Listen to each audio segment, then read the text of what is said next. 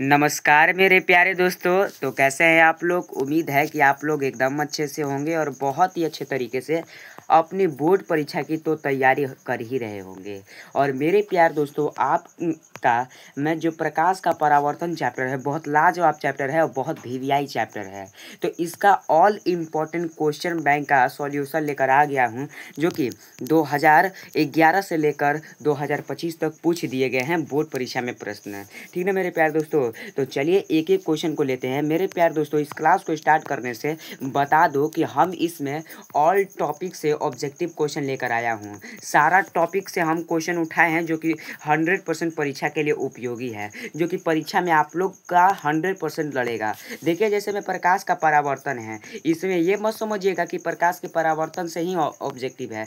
No मेरे प्यारे दोस्तों, ऑल टॉपिक से है। सारा टॉपिक जितना में दर्पण, ठीक ना, प्रकाशीय माध्यम, जितना मतलब टॉपिक है ना इस चैप्टर में, जितना टॉपिक है उस टॉपिक से ऑब्जेक्टिव प्रश्न को उठाया गया है। तो एक एक प्रश्न लेंगे और कॉन्सेप्ट के द्वारा क्लियर करेंगे। इस वीडियो को स्टार्ट करने से पहले अगर आप मेरे यूट्यूब चैनल पर नए होंगे तो चैनल को सब्सक्राइब करना ना भूलेंगे और वीडियो को लाइक करना। अगर जल्दी से इस वीडियो को शेयर नहीं किए हैं तो अपने दोस्तों के बीच शेयर भी कर दीजिएगा। तो चलिए इस वीडियो को स्टार्ट करते हैं। दोस्तों प्रकाश के परावर्तन इस चैप्टर का नाम है और पहले क्या करेंगे कि इस टॉपिक से ऑब्जेक्टिव क्वेश्चन को उठाएंगे जो कि जितना सारा पूछ दिया गया है बोर्ड परीक्षा में। ठीक है दोस्तों, तो इसका हम वस्तुनिष्ठ प्रश्न उत्तर का पहला नंबर क्वेश्चन चलिए देख लेते हैं कि बोल रहा है कि प्रकाश के परावर्तन के कितने नियम हैं। ठीक ना, तो दोस्तों आप सभी याद रखिएगा प्रकाश के परावर्तन के मुख्यतः 2 नियम है। क्या गो नियम? तो 2 नियम है। आप लोग इसका बी नंबर आंसर याद रखिएगा। अगला क्वेश्चन है दूसरा नंबर, बहुत लाजवाब क्वेश्चन है, ध्यान से देख लीजिएगा कि बोल रहा है कि समतल दर्पण द्वारा बना प्रतिबिंब होता है।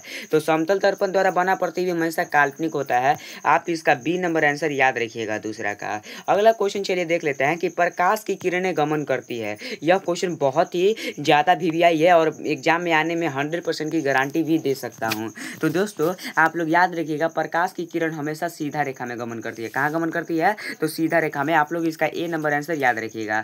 अगला चौथा नंबर क्वेश्चन है कि परावर्तन के नियम से निर्धारित होता है। तो परावर्तन के नियम से निर्धारित आपतन कोण बराबर परावर्तन कोण नियम ही निर्धारित होता है। आप लोग याद रखिए। चलिए दोस्तों अगला क्वेश्चन की ओर हम लोग बढ़ते हैं। बोल रहा है कि किस दर्पण से आप चाहे कितने किलोमीटर की दूरी पर खड़े हो तो आपका प्रतिबिंब सदैव सीधा होता है। तो संभवतः दर्पण क्या होगा? तो संभवतः दर्पण दोस्तों या तो समतल होगा अथवा उत्तल होगा। ठीक है दोस्तों, तो आप लोग इसका डी नंबर आंसर याद रखिएगा और सारा प्रश्न को याद भी कर लीजिएगा आप लोग। ठीक ना, चलिए छठा नंबर क्वेश्चन देख लेते हैं कि निम्नलिखित में से किस माध्यम में प्रकाश की चाल सबसे अधिक होती है। तो निर्वात में प्रकाश की चाल सबसे अधिक होती है। तो आप लोग इसका डी नंबर आंसर याद रखिएगा। अगला क्वेश्चन है कि तैलीय कागज होता है। तो तैलीय कागज क्या होता है मेरे प्यारे दोस्तों? जिन भाइयों को मालूम है वो कमेंट भी कर दीजिएगा। तो देखिए तैलीय कागज हमेशा पारभाषक होता है। ठीक ना दोस्तों, क्या होता है? तो पारभाषक होता है। आप लोग इसका सी नंबर आंसर याद रखिएगा। अगला 8वां नंबर क्वेश्चन चलिए देख लेते हैं कि बोल रहा है कि एक अभिसारी किरण पुंज समतल दर्पण पर अगर आपतित होती है तो किरण पुंज क्या होगा? तो वो क्या होगा किरण पुंज? तो अभिसारी होगा। किरण पुंज क्या होगा? तो अभिसारी होगा। तो आप लोग इसका बी नंबर आंसर याद रखिएगा। चलिए हम लोग 9वां नंबर क्वेश्चन देख लेते हैं। 9वां नंबर क्वेश्चन क्या कह रहा है कि प्रकाश की ओर प्ररोह की गति होती है। तो प्रकाश की ओर प्ररोह की गति क्या होती है मेरे प्यारे दोस्तों? तो प्रकाशानुवर्तन होती है। तो आप लोग इसका डी नंबर आंसर याद रखिएगा। चलिए अगला क्वेश्चन है कि किसी समतल दर्पण द्वारा आवर्धन होता है। तो किसी समतल दर्पण द्वारा आवर्धन क्या होता है? तो +1 होता है। तो आप लोग इसका ए नंबर आंसर याद रखिएगा। ठीक है दोस्तों, और चलिए अगला क्वेश्चन की ओर बढ़ते हैं कि एक प्रकाश की किरण एक समतल दर्पण पर अगर लंबवत होती है तो परावर्तन कोण का मान हमेशा 0 डिग्री ही होता है। परावर्तन कोण का मान क्या होता है? तो 0 डिग्री होता है। तो आप लोग इसका डी नंबर आंसर याद रखिएगा। चलिए मेरे प्यार दोस्तों अगला क्वेश्चन की ओर बढ़ते हैं। बोल रहा है कि किरणों के समूह को क्या कहते हैं? तो दोस्तों किरणों के समूह को हम लोग किरण पुंज कहते हैं। नहीं सॉरी दोस्तों, किरणों के समूह को किरण पुंज, प्रकाश पुंज और किरण पुंज दोनों कहा जाता है। यानी कि ए और बी दोनों याद रखिएगा। सी नंबर आंसर याद रखिएगा। अगला क्वेश्चन है कि प्रकाश की किरणें गमन करती है। यही क्वेश्चन को घुमा फिरा के पूछ रहा है। तो सीधी रेखा में गमन करेगा। इस क्वेश्चन को रिपीट कर दिया है और 2025 में भी पूछ दिया गया है। तो आप लोग याद रखिएगा। अगला क्वेश्चन है कि वायु में प्रकाश की चाल निर्वात की अपेक्षा होती है। तो वायु में प्रकाश की चाल निर्वात की अपेक्षा क्या होती है, तो कम होती है। तो 14 का आप लोग ए नंबर आंसर याद रखिएगा। चलिए अगला क्वेश्चन है कि तेल कागज होता है। तो तेल कागज क्या होता है मेरे प्यारे दोस्तों, रिपीटेड क्वेश्चन है तो बोलिएगा पारभासी होती है। क्या होती है, तो पारभासी होती है, आप लोग याद रखिएगा सी नंबर। अगला क्वेश्चन है कि सूर्य से आने वाला प्रकाश पुंज निम्न में से क्या होगा। तो सूर्य से आने वाला प्रकाश पुंज निम्न में से क्या होगा, तो समानांतर प्रकाश पुंज होगा। तो आप लोग इसका बी नंबर आंसर याद रखिएगा। अब हम लोग गोलीय दर्पण से टॉपिक से हम लोग वस्तुनिष्ठ प्रश्न को उठाते हैं, ठीक है दोस्तों। चलिए अब हम लोग गोलीय दर्पण के टॉपिक से वस्तुनिष्ठ प्रश्न को उठाते हैं जो कि एग्जाम में पूछ दिया गया है, ठीक है दोस्तों। गोलीय दर्पण से, जी हाँ दोस्तों, आप लोगों ने सही सुना। तो चलिए हम लोग देखते हैं। पहला क्वेश्चन है कि हजामत दर्पण मतलब जो हजामत है उसमें दाढ़ी बनाने के लिए हम क्या प्रयुक्त करते हैं, तो अवतल दर्पण का प्रयुक्त करते हैं। तो आप लोग इसका सी नंबर आंसर याद रखिएगा। अगला क्वेश्चन है कि गोलीय दर्पण में फोकसांतर एवं वक्रता त्रिज्या के बीच में क्या संबंध होता है, तो ए बराबर r/2 संबंध होता है। तो आप लोग इसका सी नंबर आंसर याद रखिएगा।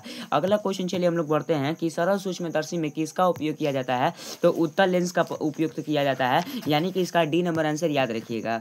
अगला क्वेश्चन है कि सर्च लाइट का परावर्तक सतह होता है। तो सर्च लाइट का परावर्तक सतह क्या होता है मेरे प्यारे दोस्तों, तो आप सभी को तो मालूम होगा।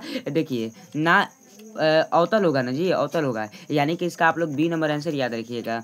अगला क्वेश्चन है कि यदि किसी बीम का प्रतिबिंब का आवर्धन ऋणात्मक हो तो उस बीम की प्रकृति क्या होगी, तो उस बीम का प्रकृति क्या होगा, तो वास्तविक और सीधा होगा दोस्तों। आप लोग इसका बी नंबर आंसर याद रखिएगा। अगला क्वेश्चन चलिए देखते हैं कि गोलीय दर्पण के परावर्तक पृष्ठ की वृत्ताकार सीमा रेखा का व्यास कहलाता है, तो गोलीय दर्पण का द्वारक कहलाता है दोस्तों। तो आप लोग छठा का डी नंबर आंसर याद रखिएगा, ठीक है दोस्तों। चलिए अगली क्वेश्चन की ओर हम लोग बढ़ते हैं। अगला क्वेश्चन क्या कह रहा है मेरे प्यारे दोस्तों, ध्यान से देखिएगा आप लोग। चलिए अगला क्वेश्चन, अगर दोस्तों एक आध क्वेश्चन भी गलत हुआ तो मुझे माफ कर दीजिएगा यार, कमेंट में बता दीजिएगा सर इस क्वेश्चन का आंसर गलत है, ठीक ना दोस्तों। चलिए 7वां नंबर क्वेश्चन देख लीजिएगा। बोल रहा कि एक प्रयोग में अगर अवतल दर्पण द्वारा किसी बीम का प्रतिबिंब अगर एक पर्दे पर, ठीक ना, प्रयोगकर्ता द्वारा, ठीक ना, प्रयोग किया जाता है तो दर्पण की फोकस दूरी का निर्धारित करने के लिए प्रयोगकर्ता की मापने की जरूरत होगी। तो प्रयोगकर्ता की मापने की जरूरत क्या होगी जी, तो दर्पण तथा बीम के बीच की दूरी का ही जरूरत होगी। तो आप लोग इसका बी नंबर आंसर याद रखिएगा। अगला क्वेश्चन है कि दंत विशेषज्ञ किस दर्पण का उपयोग मरीजों को दांतों का बड़ा प्रतिबिंब देखने के लिए किया जाता है, तो अवतल दर्पण का किया जाता है दोस्तों। तो आप लोग 8वां का बी नंबर आंसर याद रखिएगा। अगला क्वेश्चन चलिए देख लेते हैं कि निम्नलिखित में से कौन उत्तल दर्पण की फोकस दूरी है जिसकी वक्रता त्रिज्या क्या है, 32 सेंटीमीटर। तो हम फॉर्मूला बताएं, ए बराबर r/2, जिसका वक्रता त्रिज्या 32 दिया है, बटा में 2 हो जाएगा, कट के 16 आ जाएगा, यानी कि फोकस दूरी प्लस 16 सेंटीमीटर हो जाएगा। कौन सा ऑप्शन में है जी, तो सी ऑप्शन में है। तो आप लोग इसका सी नंबर आंसर याद रखिएगा। अगला क्वेश्चन चलिए देख लेते हैं हम लोग। अगला चलिए दोस्तों अब हम लोग 10वां नंबर क्वेश्चन देखते हैं गोलीय दर्पण से संबंधित। बोला कि नई कार्तीय चिन्ह परिपाटी के अनुसार दर्पण के सामने रखे गए बीम की दूरी ली जाती है। तो रखे गए बीम की दूरी ऋणात्मक ली जाती है, जो कि ऑप्शन सी में है, आप लोग याद रखिएगा। अगला क्वेश्चन की ओर हम लोग बढ़ते हैं कि निम्न में से किस दर्पण की फोकस दूरी धनात्मक होती है। इसमें दर्पण का बात कर रहा है तो इसका फोकस दूरी उत्तल दर्पण होगा, धनात्मक, ठीक ना दोस्तों। आप लोग इसका बी नंबर आंसर याद रखिएगा।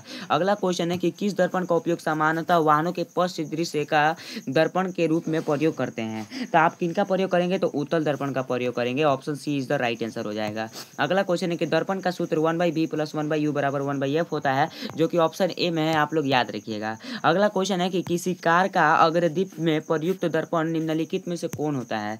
तो निम्नलिखित में से दोस्तों कौन होगा, क्या अवतल दर्पण, उत्तल दर्पण, समतल दर्पण या समतल अथवा या उत्तल होगा। तो दोस्तों आप लोग याद रखिएगा अवतल होगा। कौन होगा दोस्तों, अवतल होगा। चलिए दोस्तों इसका क्या आंसर हो जाएगा, तो अवतल दर्पण इधर याद रखिएगा, इसका ये नंबर आंसर राइट हो जाएगा।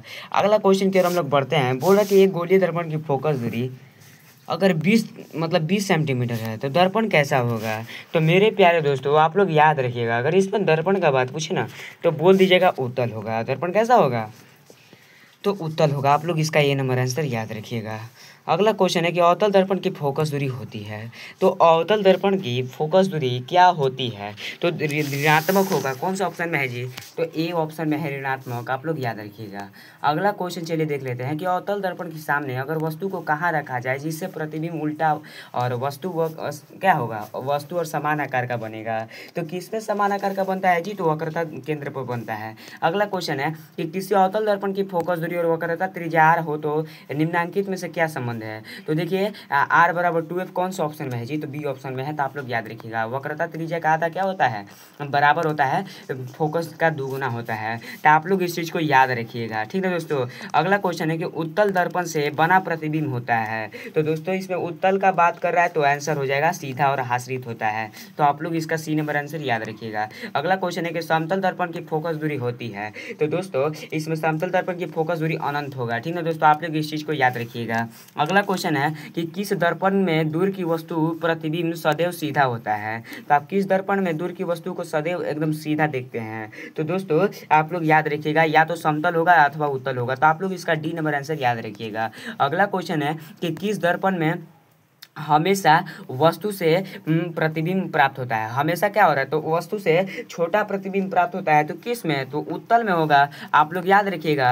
अगला क्वेश्चन है कि निम्नलिखित में से किस दर्पण द्वारा किसी वस्तु का आभासी प्रतिबिंब मिल सकता है। तो किस में वस्तु का आभासी प्रतिबिंब मिल सकता है। तो देखिए समतल दर्पण से भी मिल सकता है, उत्तल दर्पण से भी मिल सकता है, अथवा अवतल दर्पण से भी मिल सकता है, यानी कि इनमें से सभी हो जाएगा। D option is the right हो जाएगा। अगला क्वेश्चन चलिए देख लेते हैं कि किस दर्पण की फोकस दूरी चिन्हों के परिपाटी के अनुसार ऋणात्मक मानी जाती है। तो आप किसे ऋणात्मक मानेंगे, तो बोलिएगा अवतल दर्पण को मानेंगे ऋणात्मक। बात क्लियर है, बी नंबर आंसर सही हो जाएगा।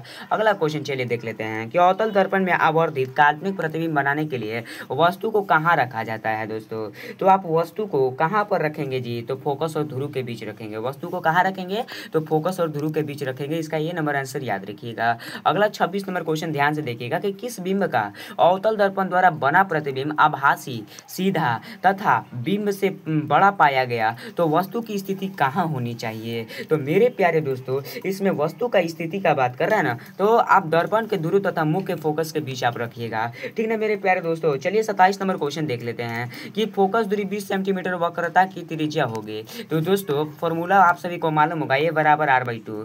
फोकस दूरी 20 सेंटीमीटर है तो वक्रता त्रिज्या r/2 हो जाएगा। तो देखिए जब दो भाग में इसी तरह गुना हो जाएगा तो 20 गुने 2 कितना होता है, तो 40 होता है। तो वक्रता त्रिज्या कितना हो जाएगा, तो 40 सेंटीमीटर हो जाएगा, जो कि 27 का ऑप्शन सी में दिया गया है। तो आप लोग इसका सी नंबर आंसर याद रखिएगा। अगला क्वेश्चन है कि उत्तल दर्पण में आवर्धन का महत्तम मान क्या होता है। तो उत्तल दर्पण के महत्तम मान 1/2 होता है, आप इस चीज को याद रखिएगा। अगला क्वेश्चन है कि फोकस से ध्रुव की ओर आने पर अवतल दर्पण में आवर्धन का मान होता है। तो इसमें फोकस से ध्रुव की ओर आने पर अवतल दर्पण का मान क्या होगा, तो बढ़ता है, ठीक है दोस्तों। आप इस चीज को याद रखिएगा। अगला क्वेश्चन है, अगला क्वेश्चन क्या कर रहा है दोस्तों कि यदि यदि अवतल दर्पण का निचला आधा भाग टूट जाता है तो प्रतिबिंब होता है। तो प्रतिबिंब क्या होगा जी, तो कम तीव्र पर बनेगा। आप लोग इस चीज को याद रखिएगा। अगला क्वेश्चन है कि आंख, नाक, गला के चिकित्सक द्वारा उपयोग में लाए जाने वाला दर्पण है। तो उपयोग में लाए जाने वाला उपयोग में दर्पण क्या है जी, तो अवतल दर्पण है। तो आप लोग इसका बी नंबर आंसर याद रखिएगा। अगला क्वेश्चन है कि फोकस दूरी 10 सेंटीमीटर अवतल दर्पण द्वारा उत्पन्न आवर्धन धनात्मक होगा। तो यदि वस्तु की दूरी होती है, तो यदि वस्तु की दूरी क्या होगी मेरे प्यारे प्यारे विद्यार्थी जी, बताइए, तो 10 सेंटीमीटर से कम होगी।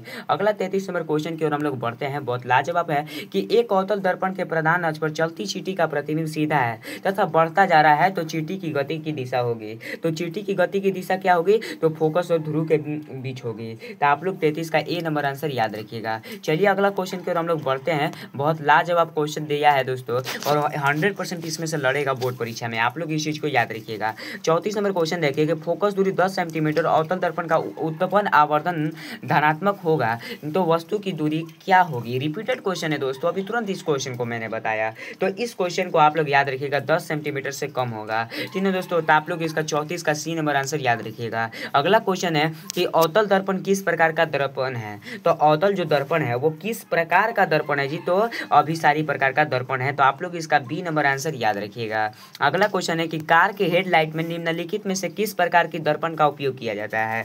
तो निम्नलिखित में से किस प्रकार का आप दर्पण का प्रयोग करेंगे, तो सिंपल सा बात है कि अवतल का प्रयोग करेंगे। बात क्लियर है। अगला क्वेश्चन है कि आभासी प्रतिबिंब कैसा होता है। तो आभासी प्रतिबिंब कैसा होता है जी, तो सीधा होता है, आप लोग इसका बी नंबर आंसर याद रखिएगा। चलिए अब हम लोग अगली क्वेश्चन की ओर बढ़ते हैं। सॉरी दोस्तों, अब प्रकाश के परावर्तन का जितना सारा ऑब्जेक्टिव पूछा गया था तो सारा खत्म हो गया है। प्रकाश के परावर्तन से क्वेश्चन बैंक से जितना भी सारा पूछा गया था वो क्या करवा दिया मैंने, तो खत्म करवा दिया। और वीडियो कैसा लगा, अगर इस तरह से आप लोग वीडियो चाहते हैं कि सर 15 मिनट में आप वन शॉट चैप्टर करवा दीजिए, तो मैं इस तरह से वीडियो बना दूंगा। तो आप लोग का रिवीजन भी बहुत अच्छे तरीके से होगा और अपनी बोर्ड परीक्षा की तैयारी भी और अच्छा मजबूत बना लीजिएगा। अगर जो भी दोस्तों चाहते हैं कि हम अपने बोर्ड परीक्षा में टॉप करें, यानी कि 450 प्लस पूरा करना है सपना, तो आप मेरे चैनल से जरूर ज्वाइन हो जाए और चैनल पर नहीं होंगे तो सब्सक्राइब जरूर ही कर दे। तो चलिए दोस्तों, मिलते हैं अगले वीडियो में, ठीक ना दोस्तों। और इस वीडियो को लास्ट में कमेंट में जरूर बताइएगा कि क्वेश्चन बैंक का सवाल कैसा लगा, ठीक ना दोस्तों। हम इंतजार करेंगे आप सभी का कमेंट में। तो चलिए मिलते हैं अगले वीडियो में, तब तक ले दोस्तों जय हिंद जय भारत, बाय बच्चों।